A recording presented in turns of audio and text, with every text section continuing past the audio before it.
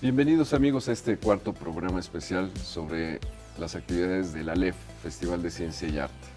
Y en esta ocasión nos acompaña Roberto Morales, compositor, artista sonoro, investigador y desarrollador de tecnologías para la música. Y hablaremos de las distintas actividades en las que él participará y sobre todo pues también temas relacionados con herramientas de inteligencia, de la llamada inteligencia artificial para la música. Vamos ahora a una cápsula y volvemos con esta entrevista.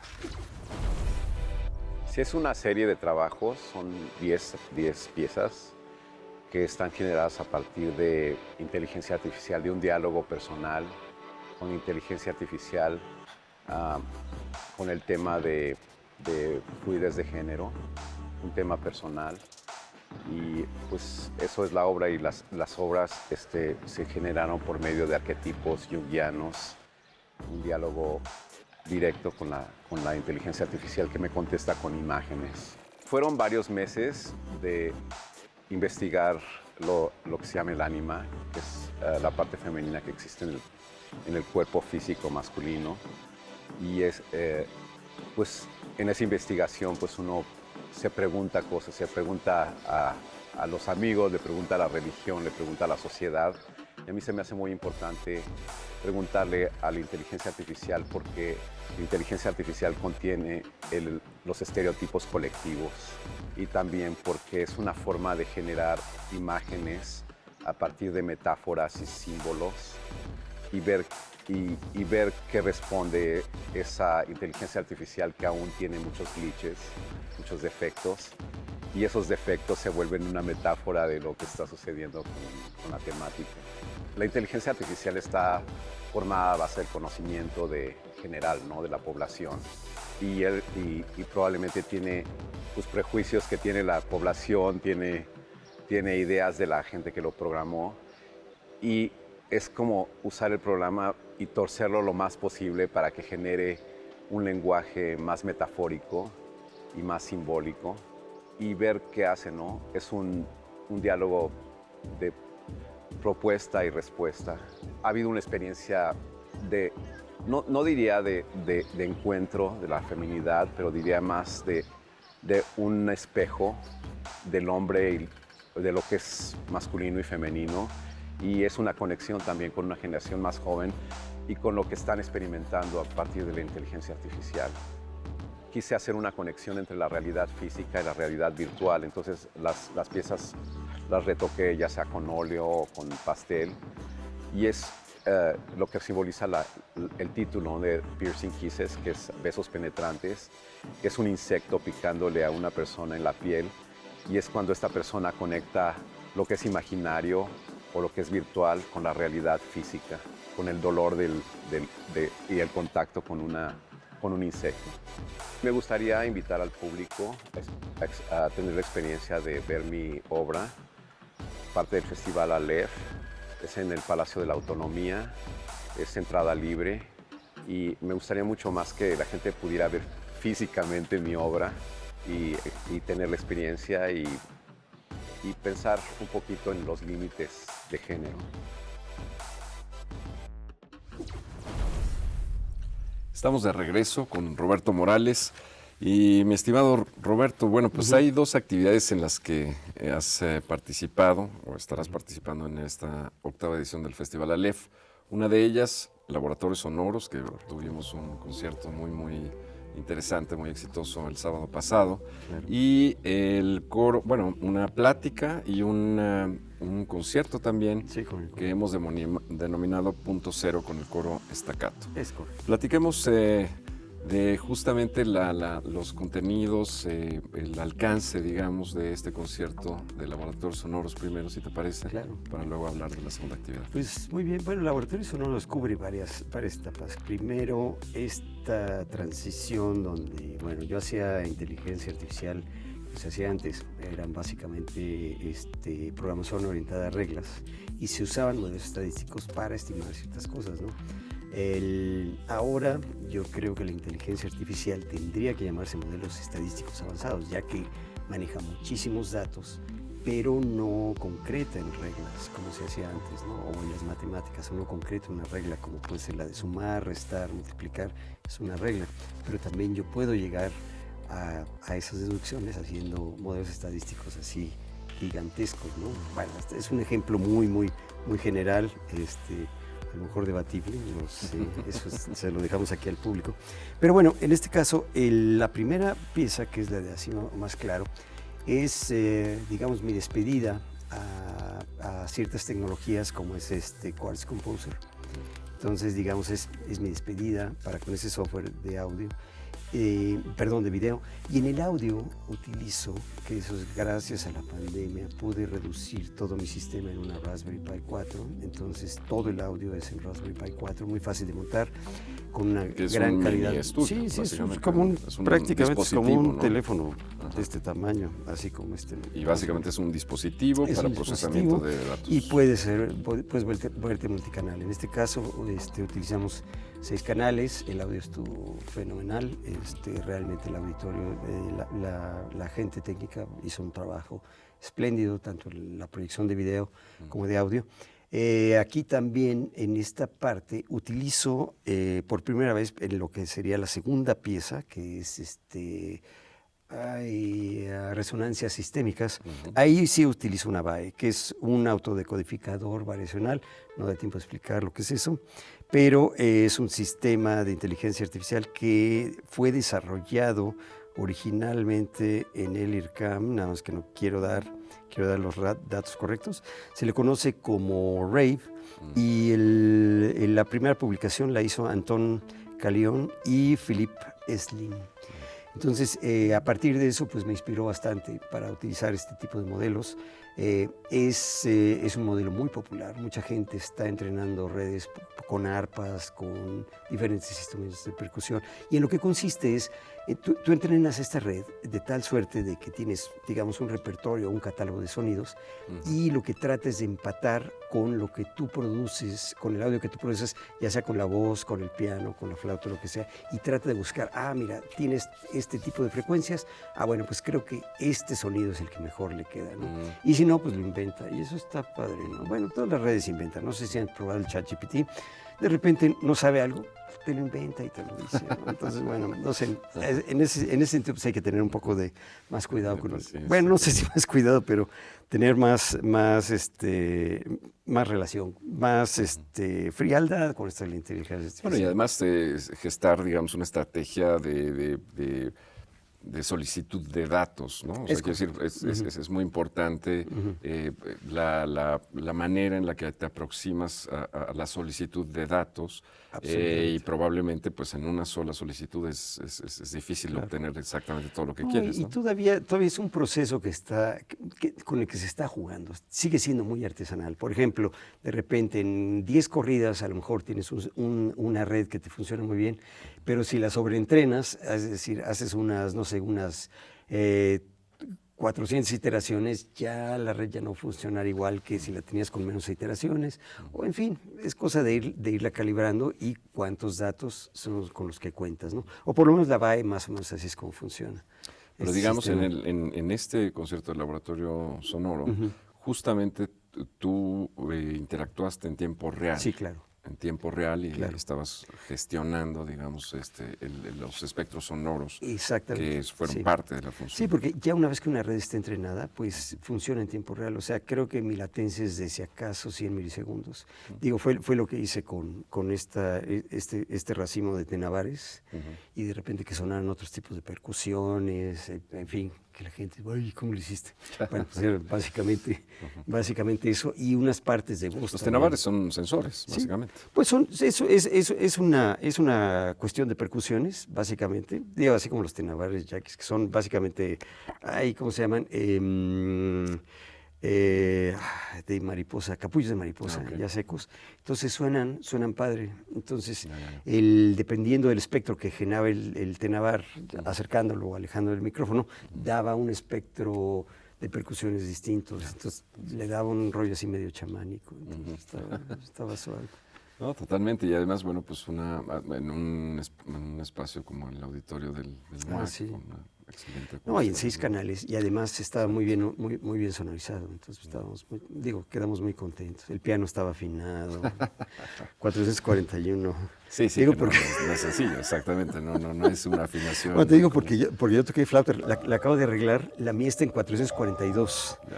Entonces estuvo interesante porque bueno, sí hubo que meterle un poquito más. Digo, no es que toque simultáneamente flauta y piano, pero sí me llamó la atención la afinación y poderla llevar a cabo. Estuvo padre eso, ¿no? Increíble. Pero a ver, Roberto, entonces el día de mañana, o sea, si bien después de esta exitosa presentación de los laboratorios sonoros, mañana tenemos una charla con Delia González y tenemos otro concierto, Punto Cero.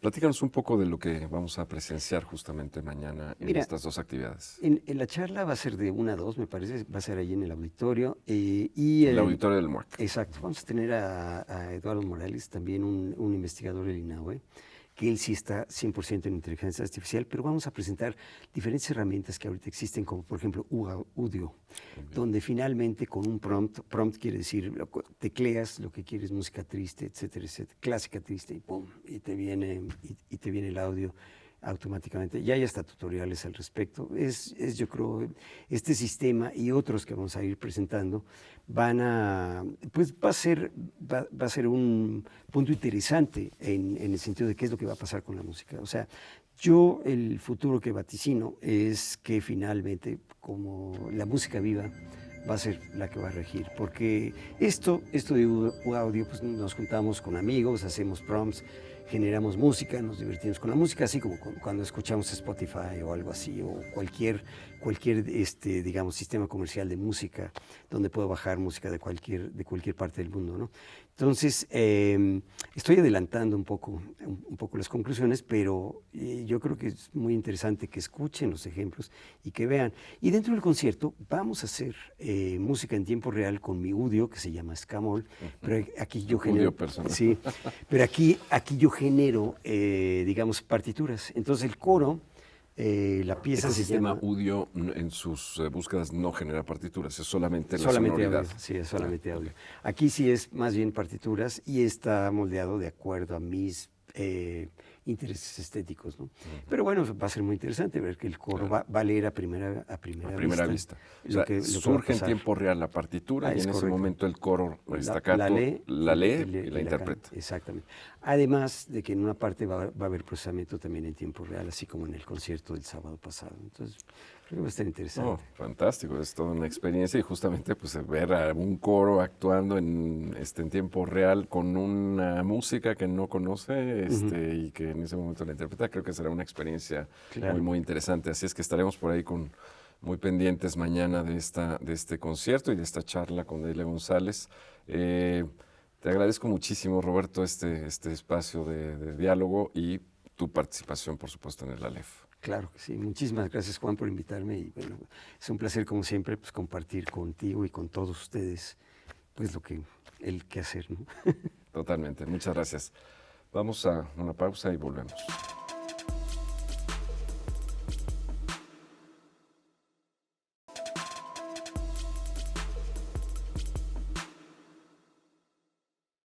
Regresamos a este segundo bloque del cuarto programa de la ALEF, Festival de Ciencia y Arte, y ahora está con nosotros Diego Trujillo. Bienvenido, Diego. Muchas gracias, Juan. Vamos a platicar sobre la exposición, la pieza que presentaste en esta exposición en el Palacio de la Autonomía, que desde el inicio del festival, pues bueno, ha estado exhibida en uno de los salones del Palacio de la Autonomía. Platícanos un poco más sobre la gestación, la concepción de Ensayo de un discurso, la pieza que has presentado en esta ocasión, en esta octava edición de la ALEF. Sí, claro que sí. En realidad la idea tiene muchos años.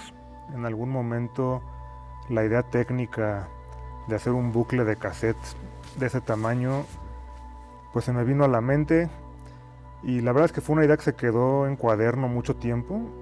Y con el surgimiento de los modelos de texto como que apareció el cacho que le faltaba, ¿no? Justo yo tenía la preocupación constante de qué iba a grabar ese cassette, qué era aquello que se podía repetir infinitamente en un formato obsoleto que tuviera sentido. Y justo la inteligencia artificial, el boom que tuvo en los últimos 3 años, como que llenó ese hueco de manera muy precisa, ¿no? Porque la inteligencia artificial, cuando la entrenas, es una cosa repetitiva, que pues enajena con los datos, enajena con el pasado, y pues está en este proceso de repetir y repetir y repetir y repetir hasta que mejora, ¿no? Y eso para mí pues hizo mucho sentido, como con el bucle de cassette que se repite y se repite, y a diferencia de mejorar, pues se deteriora, ¿no? Y pues justo la relación que tiene la inteligencia con los datos de entrenamiento, eso lo vuelve una tecnología que pues no puede ser presente, ¿no? Por definición un dato siempre es pasado, ¿no? Por reciente que sea, al momento de ser capturado pues ya se vuelve pasado, ¿no? Y como que eso fue lo que hizo que acabara de cuadrar. Y a la vez también, como mucha gente de mi generación, pues dicen que hay como un estancamiento discursivo en la democracia global, ¿no? Ni siquiera es una cuestión mexicana. Y pues justo se me hizo muy divertido hacer una inteligencia que generara discursos, que en realidad si eran buenos o malos, los discursos daba un poco igual, porque era un poco eco pues de un panorama que como generación nos ha tocado, pues de una política que como que anda en círculos constantemente, ¿no? Y que como que no se mueve hacia ningún lado, pues de manera muy radical. Y como que eso pues fue lo que hizo que la pieza culminara en lo que culminó para este festival. Y la alimentación de datos que tiene la misma pieza son algunos puntos sobre los valores nacionales de distintas épocas en el país. ¿Qué más datos alimentan la pieza? Sí, es importante recalcar que el modelo lo hicimos en el estudio, no es un modelo de lenguaje existente, levantamos desde cero un modelo basado en Transformers, que es lo que usa ChatGPT, y para entrenarla hicimos una recopilación de textos políticos e ideológicos del siglo XX sobre todo, algunos más viejos. Hay cosas como el discurso famoso de Colosio en el Monumento a la Revolución, hay unos informes de gobierno de Miguel Alemán, de Zedillo, de repente por ahí hay algunos textos del ZLN, está La raza cósmica de Vasconcelos, unos ensayos de Octavio Paz, y pues justo todo eso genera una especie de personaje pues que es como muy verboso y que es rebuscado, pero que como que no dice nada, ¿no? Como que cuando completa el discurso la inteligencia, pues sí se entiende lo que dice, pero es como bastante falto de contenido a veces, ¿no? Y a mí se me hace como súper genial que el patrón que se abstrayó de los datos sea ese, ¿no? Como, pues sí, un lenguaje que es gramaticalmente correcto, pero que es pues pomposo y enredado, simplemente porque así lo leyó en los datos de entrenamiento, ¿no? Ya, entiendo. ¿Esta pieza es efímera? ¿Piensas que puede tener otras aplicaciones, puede evolucionar en otra cosa? Pues por el momento es efímera, obviamente pues se puede reexponer en algún lugar. Claro. Justo en algún momento yo pensé si llevar un registro o no de todo lo que la pieza genera y lo que la gente ingresa. Y me gustó mucho hacer una tecnología que no lleve un registro, ¿no? Porque se me hace eso muy contestatario al panorama en el que vivimos. Tú buscas algo en Google y esa búsqueda ya vive para siempre en un servidor en algún lugar del mundo. Y para mí se me hacía bonito pues no caer en eso, ¿no? Caer en un uso de tecnología donde no hay registro, las cosas pasan en la sala, tal vez lo puedes escuchar un ratito y luego se va a reescribir, se va a hacer ruidoso y se va a perder. Y eso, pues como que a nivel personal me era importante como liberarme de la idea del registro y la base de datos y el almacenar cosas, y decir, bueno, que es algo que existe en ese momento, que se experimente en ese momento y pues ya muera, ¿no? Digamos, o no quede un registro como de alta fidelidad de esa acción. Que ese es un planteamiento muy concreto, muy claro, además de la pieza en sí misma, ¿no? O sea, de esas preocupaciones de no entrar en todo este acúmulo de registro y archivo, pues en sí mismo la hace un planteamiento político. Sí, completamente. De hecho, la elección de usar cassettes también por la fragilidad de la cinta viene un poco de ahí, ¿no? Como de... Claramente. Y bueno, pues hay una diversidad también de acciones en las que has incursionado y bueno, el hecho de hacer y producir, que es a lo que quisiera ahora pasar en esta conversación, proyectos audiovisuales con el uso de herramientas de inteligencia artificial. Vayamos un poco a esa pues, experiencia que tú mismo has desarrollado a lo largo de varios años.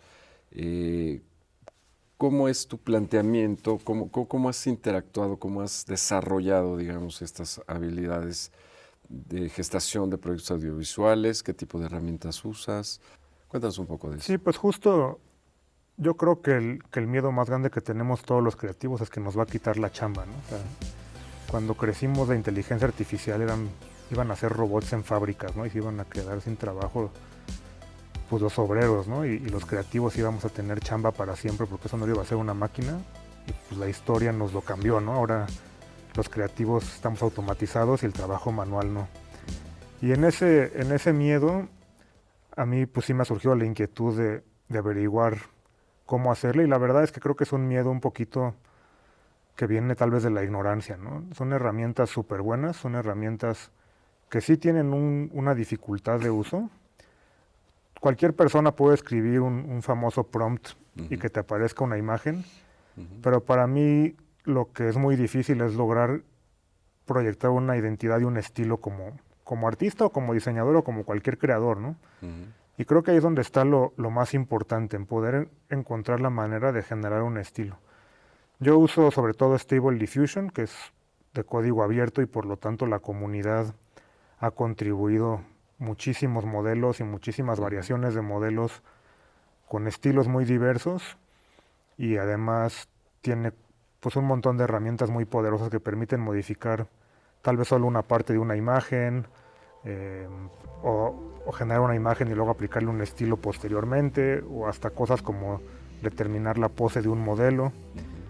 Y creo que para mí eso es como la parte más crítica, la parte de tener el mismo control que tendría tal vez un ilustrador o un fotógrafo con una herramienta que te puede ganar, ¿no? Porque la estética de la herramienta por sí misma es muy atractiva, y creo que ahí empezó para mí esa preocupación como de ver de verdad qué tan posible era escaparse de la estética de estas cosas, ¿no? Porque están entrenadas con todo lo que ha generado la humanidad en su historia, y pues es difícil no caer en un estilo preexistente, ¿no?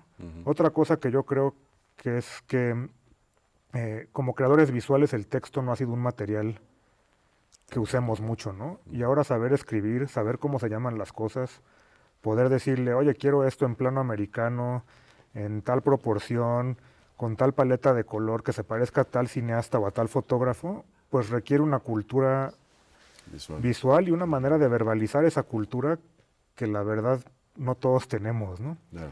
Y se me hace bien interesante esta transición del lenguaje como material de creación audiovisual, ¿no?